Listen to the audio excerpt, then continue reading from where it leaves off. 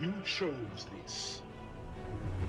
What's going on, Aurora Alliance, and welcome back to a brand new Star Wars Battlefront 2 video. And in this video we're going to be talking about how the gunplay feels and works in Star Wars Battlefront 2 compared to EA's first Battlefront.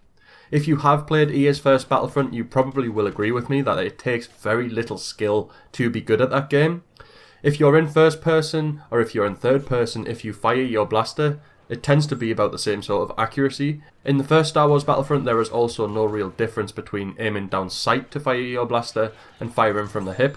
You can kind of be in third person, roll around, jump around, fire from the hip, and your blaster is still incredibly accurate. Probably just as accurate as if you are playing in first person, being really cautious, crouching when you're shooting, aiming down sight.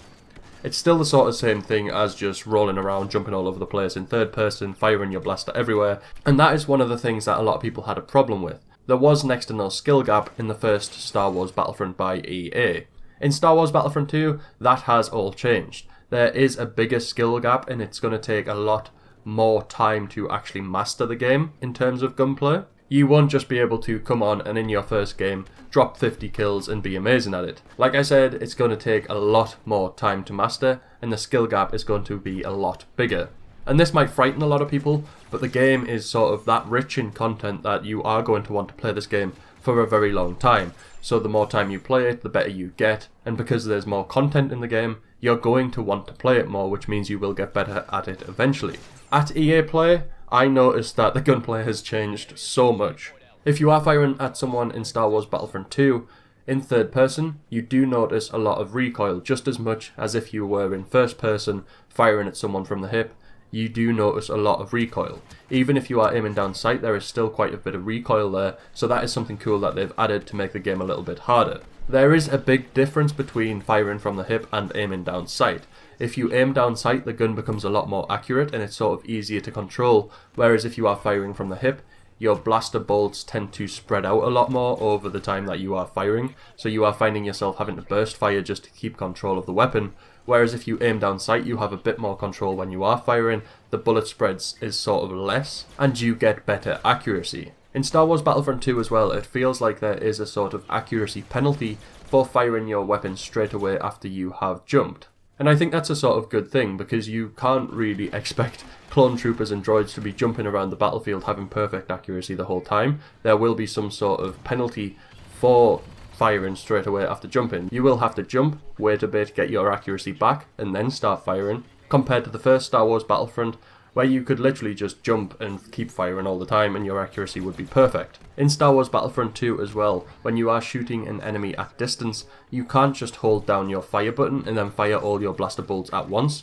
As like I said before, your blaster spread actually increases more when you are firing for long periods of time, a lot more than it did in the first Star Wars Battlefront game. So your accuracy at long range is a lot harder to sort of get on point. If you want to get better accuracy at long range, you sort of have to burst fire the weapon, or just fire one bolt at a time by tapping your trigger, and you will keep a high amount of accuracy there, whereas if you just hold down your fire button, your blaster spread's going to go everywhere, your recoil's going to make your gun go up in the air, and you're not going to hit your target. And that is one of the things I really struggled with when I started playing Star Wars Battlefront 2 at EA Play. The fact that the skill gap is a lot higher, you have to sort of take a lot more control of what you're doing compared to the first Star Wars Battlefront game. But at the same time, it makes it really enjoyable. It isn't so hard that you will just get frustrated after one game and then never play it again.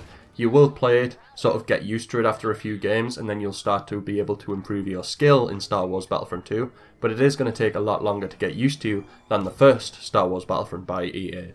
Every weapon in Star Wars Battlefront 2 also feels different now. In the first Star Wars Battlefront game, they all kind of felt the same. They all sort of had the same sort of recoil, the same sort of spread, the same sort of damage. You could kill anyone from any distance with any weapon in the first game. That's not the case in the second game. Some weapons are better for certain situations. For example, in Assault on Theed, I found myself, when we were playing outside the palace, using a lot more sort of longer range classes.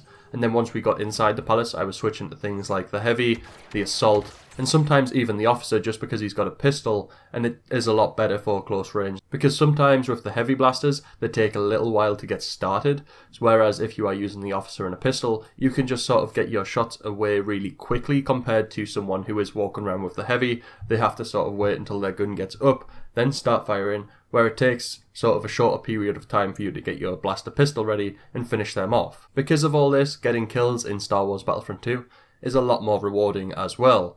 When you actually get a kill, you're like, yes, right, I've got a kill, where's my next one? Whereas in the first Star Wars Battlefront, you were just sort of getting kills for days. I mean, you could get 50 kills easy in Star Wars Battlefront 1. Where in Star Wars Battlefront 2, it felt like even the Star Wars Battlefront 1 veterans were struggling quite a bit. They weren't getting like 50, 60, 70 kills a game.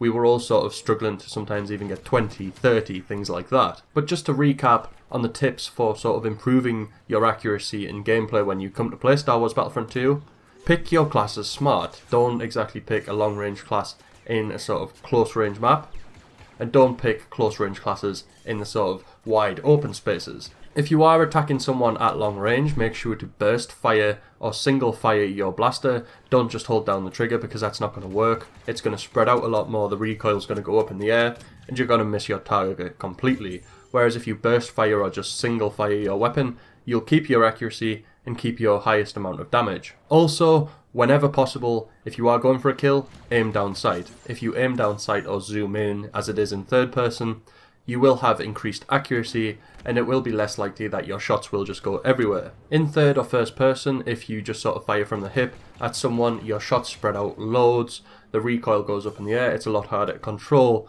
Whereas if you just take your time, aim down your sight or zoom in slightly, then start taking your shots, you're more likely to get them all on target and more likely to get the kill. If you have any questions about Star Wars Battlefront 2, then leave them down in the comment section below and I will cover them in future videos, and make sure to smash a like on this video if you have enjoyed it. If you are new to the channel, make sure to subscribe to join the Aurora Alliance and be kept up to date with all things Star Wars Battlefront 2, as well as Star Wars Battlefront 2 tips and tricks. Other than that, may the Force be with you.